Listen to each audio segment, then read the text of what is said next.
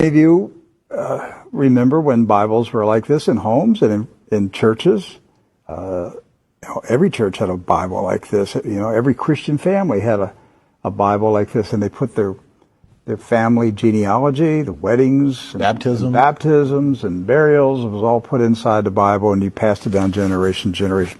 This particular Bible was published in 1905.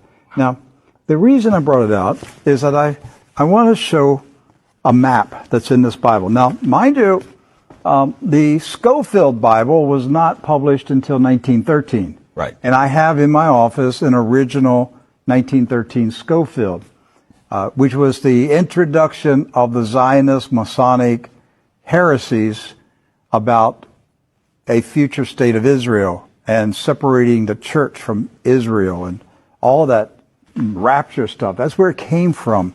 It was a Masonic Zionist heresy that was introduced into the American churches in 1913. This is a 1905 Bible. Pre-Scofield. Pre-Scofield, with no Scofield notes in it.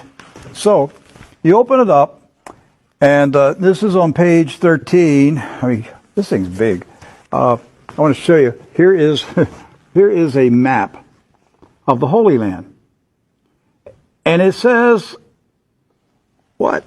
Oh, Palestine of the Holy Land. They misspelled Israel. No. Palestine. Palestine. Huh. And all these Christian Zionists that tell me, Rick, there's never been a Palestine. All right, so here's a still. There it is. Let's zoom in and show you here. Yeah.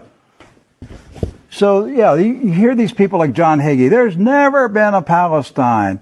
Well, look at this Bible map from 1905. And most Bibles, yes, from then had a map of Palestine. And Palestine is in the Bible itself, in the Old Testament.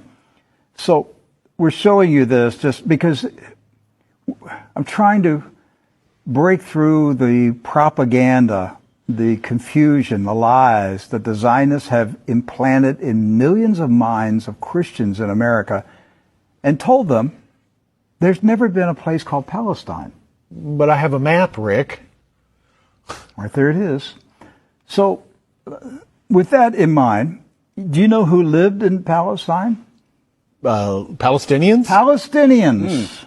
I got that one right. Palestinians. And Palestinians were Jewish, Christian, and Muslim. Right. They weren't a particular faith. They were citizens of a particular country. Palestine. They were all Palestinians. Yes. Jesus was a Palestinian. Look at this. Okay? So Israel has never meant a political country. It's always meant the people of God. Yes. The called out ecclesia, the people of God. That's what Israel means. It's not a political country. With that in mind, we're going to show you some of the scenes of the violence that's taking place in Palestine this week, because here's what's happened following the 1917 Jewish Bolshevik Revolution in Russia, where the Jewish Bolsheviks went in and slaughtered the Romanov families in a satanic ritual, imposed communism on Russia, killed hundreds of thousands, literally millions of Christians, hundreds of thousands of Christian Orthodox pastors, and burned their churches, and just a horrible attack on the Russian church in 1917 and afterwards.